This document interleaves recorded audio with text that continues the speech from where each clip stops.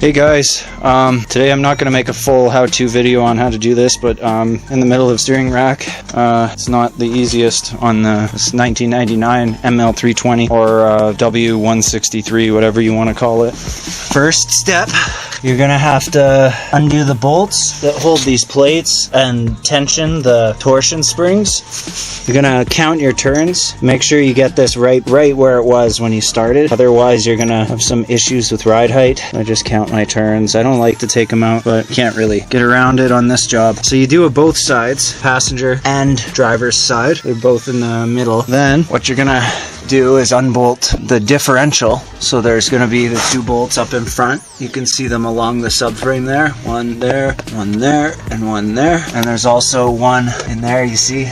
So I got the differential all jacked up out of the way. Then you're gonna have to remove the subframe bolts. There's one under the screwdriver there, another one right there, same on the other side.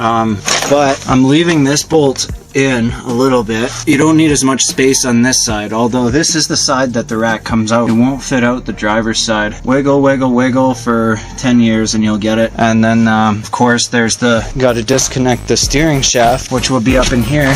You'll have to remove the inner wheel well. There it is. Okay, and then some people remove this whole shaft, but you know, I undo this bolt on the top so I can move this shield out of the way. And then there's one down there. I can't really show you on camera, but you'll feel it with your hands. And before you disconnect this, make sure that you lock the steering wheel. However, this is 180 off right now. I couldn't get to the bolt otherwise or get it off, so I rotated the wheel 180 degrees to the right, and then I wrote it down.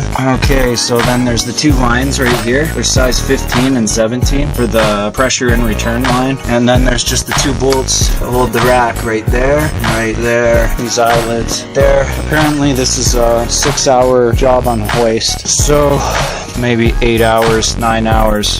If it's your first time, it might take you a couple days, but it'll also save you a lot of money. Anyways, take care. This was a quick tip. I'll come out with some longer videos eventually. I'm just in the middle of editing and filming the power steering pump, which is right there. That one will be a detailed video. Look out for that. It's so much footage. It's probably going to be a 20-minute video. Hopefully not. But yeah, I hope this helped you out. Definitely possible to do at home. Not fun, but anyways, have a good one. Work safe. Do not forget these. Your jack stands. Important. Thanks, guys. Also, this should go without saying, when you're installing these lines, make sure you seat the O-ring right at the tip before you push in the threaded portion and tighten it down. Sometimes people put it in crooked and they tighten it down and it cuts the O-ring and you have a massive leak, and it's not so easy to get to once you put this frame back in. Okay, apologies.